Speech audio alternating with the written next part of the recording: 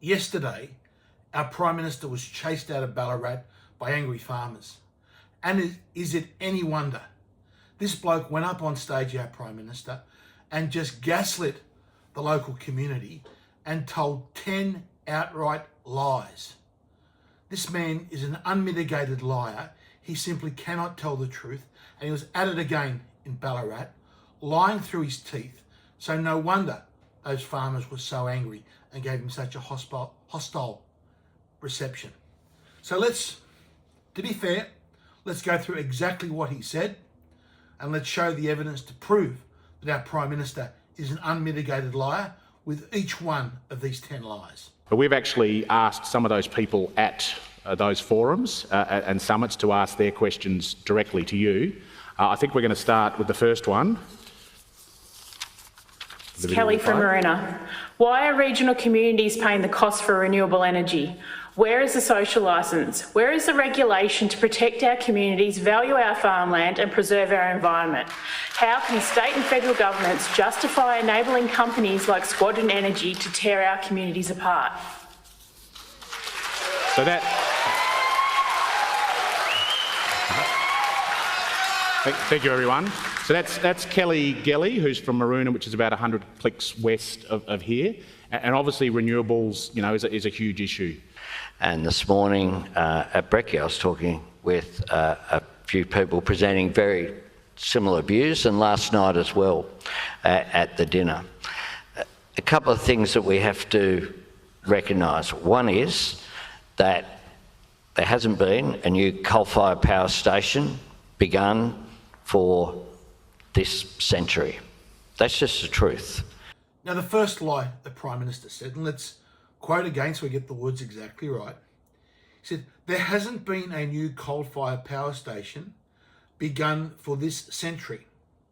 There hasn't been a new coal-fired power station begun for this century. That's just the truth. Well, that is blatantly untrue. Completely and utterly false. The Cogan Creek Power Station up there in Queensland, work was commenced on that in 2004 and construction was finished in 2007. That is a 750 megawatt coal-fired power station that was begun this century, exactly the opposite of what the Prime Minister said. He could have also maybe talked about the coal-fired power stations constructed in China this century. Because this century, China has constructed close to 1,000 gigawatts of coal-fired power stations. Now, in comparison, we in Australia, we're down to 21 gigawatts in our national grid. China this century has constructed over 1,000 gigawatts of coal-fired power stations. And the latest data, which has recently been updated, shows that China currently has today 484 gigawatts of new coal-fired power stations under construction and development. And they break that down into 227 gigawatts under construction and 257 in the planning processes. Now let's forget the planning processes. Let's just take what today China has under construction. They have 227 gigawatts. That is 10 times the entire Australian fleet is under construction in China today as we speak. And we have the Prime Minister up there saying there's been no new coal-fired power stations begun this century. And even here in Australia, we've had one begin. That's lie number one. Now, lie number two from our Prime Minister, he says here, let's go and quote exactly, there hasn't been any regulation stopping that. If someone wants to build a coal-fired power station, they can go and do it. And there hasn't been any regulation stopping that. There is still nothing stopping that. Now someone wants to build a coal-fired power station, they can go and do it. Well, I'm sorry, Prime Minister, that is just another unmitigated lie. You know darn well that you legislated this net zero target by 2050. So anyone that builds a coal-fired power station today, which they want to have like a 40 to 50 year life, has to close that coal-fired power station down under your regulations by 2050. And of course, all the renewable regulations that you put in, all the subsidies that you give for solar and wind turbines, causes that power, when it's being generated, it turns and forces the coal-fired power stations to ramp down, often making them uneconomic to run because of the subsidies. It is your regulations, Prime Minister, is why new coal-fired power stations are not being built, and you stand there and you say that there haven't been any regulations stopping that. And the idea that someone can just go and build a coal-fired power station. Could you imagine in Victoria or New South Wales how they would go about trying to get planning approval for that, and how the federal government would intervene on these issues? Who is going to spend millions and millions of dollars putting together a proposal for a new coal-fired power station when they know that they have no hope of getting it through? We saw your mate Tanya Plezovic recently stop a gold mine here in New South Wales that had spent decades going through the approval processes, had spent millions and millions of dollars in getting all those approvals, had all the boxes ticked, all the regulations ticked, and they were thwarted at the last minute because of a mythical bee, just something that was completely made up. So no one in this country is going to invest their time and their money in building a new coal-fired power station because of all that government regulation and all that red tape they've got to get through. And for you to stand there and say there hasn't been any regulation stopping it, that's just another outrageous lie. Lie number 3 here from you, Prime Minister. You said down there in Ballarat, and let's quote again, it hasn't happened, meaning a new coal-fired power station hasn't happened, because the market has determined it doesn't stack up. It hasn't happened. It hasn't happened because the market's determined that it doesn't stack up. We need... Ladies and gentlemen, please. Well, Prime Minister, in China, the market has determined it stacks up.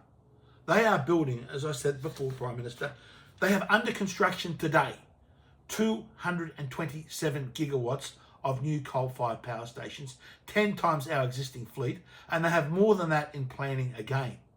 And so they are planning to use Australian coal, so Australian coal will be exported from Australia all the way up to China, and that makes economic sense for them. But you claim that the market has determined here. It's not the market that is determined. It is all your government interference and regulation and red tape that means a coal-fired power station doesn't stack up. That's the reason why.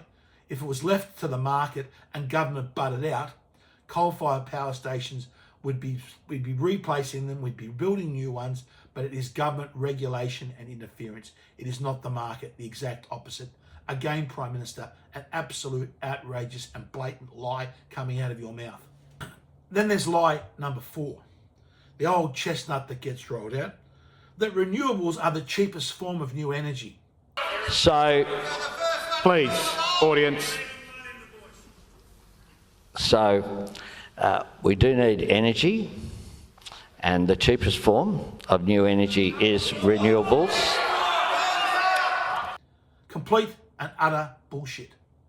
Brown coal from Victoria will be the cheapest form of new energy because the brown coal has no export market.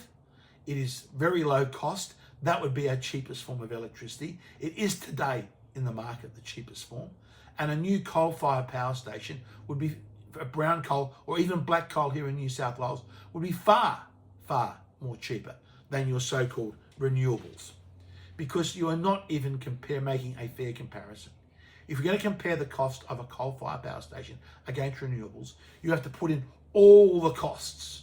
And that includes all the costs of backup, and not just backup for 1 or 2 or 3 or 4 hours. You got to back it up for the worst possible circumstances, which means days, and you've got to account for all the transmission lines.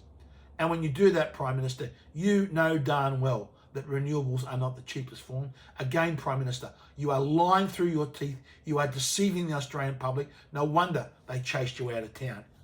Lie number 5 from the Prime Minister. And he said, the science told us that climate change was real. Second point I'll make is that climate change, the science told us that climate change was real. Ladies and gentlemen, we'll have to stop if you keep interjecting. Told us that the science was real. Well, that type of language is an insult to people. Talking about the science and all this bullshit. Complete and utter bullshit. The climate has always changed. It will always change. That is not the debate, Prime Minister, and you know it very well. This idea of the science and the scientists tell us and all this is complete and utter bullshit. There are many leading scientists around the world that do have a complete opposite view to what the United Nations and their IPCC do. And the question, Prime Minister, is not if climate change is real. The real question, Prime Minister, is what effect can we have on it, on a changing climate? We know throughout our history, Prime Minister, we've had much more extreme weather, worse cyclones, worse floods, worse droughts in our Australian history. The climate always changes. As Dorothy McKellar once said, we live in a land of drought and flooding rains. Lie number 6 is a big lie, and this is one that gets repeated over and over because you're hoping, Prime Minister, that this lie will become truth if you can repeat it enough. But you said, we are seeing more extreme weather events and more intense events. And we are seeing what the science told us would happen, which is more extreme weather events and more intense. Well, that is an unmitigated lie. It is completely contrary to what the data says. We look at the data from MDAT, the Global Disaster Base, and it shows actually a declining trend, a slight declining trend this century on the number of weather events. There is no data that shows these weather events are becoming more intense or more extreme or more numerous. Take cyclones, Prime Minister, our most destructive environmental catastrophe. Look at the Australian data, Prime Minister, and tell me, Prime Minister, with a straight face, how you think the number of cyclones hitting Australia is. Have a look at the graph. This is a Bureau of Meteorology's graph, and you can see there is a clear declining trend in both severe and non-severe cyclones. So if you get up, Prime Minister, and saying these events are becoming more frequent and more intense is an unmitigated lie. It's also a lie, Prime Minister, if you're talking about droughts and floods. If you look at the long-term data, the long-term rainfall data, whether you measure it by the amount of rain, the intensity of rain, the number of rain days, Prime Minister, there is no long-term trend. We are a land of droughts and flooding rains, Prime Minister, and droughts are not getting more severe, floods are not getting more severe, they are not getting more numerous, they are not getting more intense. The data is crystal clear on this. You are lying to the Australian public. Lie number 7 from our Prime Minister. He said here, we are seeing cyclones in non-tropical areas like off the New South Wales coast. We've seen cyclones in non-tropical areas like off the New South Wales north coast. Well, Prime Minister, we're actually seeing less cyclones coming south. And the cyclone you're referring to here, Prime Minister, is Tropical Cyclone Alfred, recently up there on the Gold Coast. That cyclone crossed the New South Wales border when it had diminished and turned into a tropical rain depression. It was not a tropical cyclone. Go back to the year 1973-74, Prime Minister, that tropical cyclone season. And in that season, we had 4 tropical cyclones actually go south of Sydney. It's been a long time since we've had a tropical cyclone even come south of the New South Wales border, let alone south of Sydney. Yet in 73-74, we had 4 cyclones south of Sydney. And let's look at these maps from the Bureau of Meteorology, Prime Minister. Both maps show 23 seasons of tropical cyclones here in Australia coming down that New South Wales coast. You can see the one map is from this century, from 2000 and 2001 to 2022, 2023. And the other map, Prime Minister, is for the 23 years before that, from 1970-71 to 1992-93. Which one do you think is which, Prime Minister? Well, I'll tell you, it is the map that you can see where all those squiggly lines, all those tropical cyclones coming down south. That is the 23 years in last century. This century, there have been less tropical cyclones travelling south. Again, Prime Minister, the data shows that you're an unmitigated liar, deceiving the Australian public on these issues. let's go to line number 8, Prime Minister, of this recent dishonest speech that you gave to these poor farmers in Ballarat. You said here, we are seeing an increase at the moment. We have drought and flooding. We're seeing an increase at the moment. We have drought, we have flooding. Well, Prime Minister, yes, we have drought and flooding. We live in a land of droughts and flooding rains. But there is no data that shows an increase. You know that. In fact, the data shows the exact opposite. The long-term rainfall data in this country shows that we have periods of drought, periods of rain, periods of drought, but it shows no trend for over 150 years, Prime Minister. No matter how you measure it, Prime Minister, there is no trend in these droughts. You are talking complete BS. You are lying to farmers. Droughts will come and go in this country, as they have since the first fleet pulled into Circular Quay, Prime Minister. We have droughts and floods are the common standard norm for this country, and they are not getting worse. To claim so is an absolute filthy lie that you are doing it to excuse your policies. Then there's lie number 9. This is a beauty. You said here, we are up for the debate. People need to be treated with respect. Please, I'm happy to answer questions and I'm happy to engage with people respectfully. Well, Prime Minister, you know where you can shove that? So I can remember, Prime Minister, being in Parliament and trying to table peer-reviewed scientific documents during the COVID period. Peer-reviewed documents, I tried to table them in Parliament, and what respect did you show me, Prime Minister? Absolutely none. You weren't up for the debate. You didn't want the debate. Your mind was closed like a steel trap. I even took those documents around to your office. It's clear that you never even bothered to read them. And you go on here, people need to be treated with respect. You're up for the debate. You're not up for the debate about these issues on climate change, because if you were, you'd be stating what the cost of your policies are in the number of dollars. You'd be stating the cost of the damage that this is doing to Australian industry and making our industry uncompetitive. If you're going to reduce CO2 output, you'll be stating the cost of what that's going to have on crop yields and the detrimental effect on crop yields that's going to have. And then on the other hand, you should be saying, well, what are the benefits of this net zero policy? How much warming will be avoided? Well, you won't answer that, or you won't debate that, because you know the answer is sweet FA. Or how much sea level rise will be avoided by Australia going net zero. And you know it's not the thickness of a bee's dick. Prime Minister, to make out that you are up for debate on these issues is just complete bullshit. Whenever these issues are discussed, you just throw out slurs, you call people deniers, rather than actually discussing the facts and the data. Prime Minister Anthony Albanese has accused Barnaby Joyce of being a climate change denier. You make me sick sometimes with these lies that you come through. And finally, Prime Minister, there's lie number 10. And you wonder why you are being chased out of places. Just listen to what you said here. And I'll quote. You said here, what I won't do, what I won't ever do, is come out of convenience just to say what people want to hear. And then you said, but I won't bullshit people.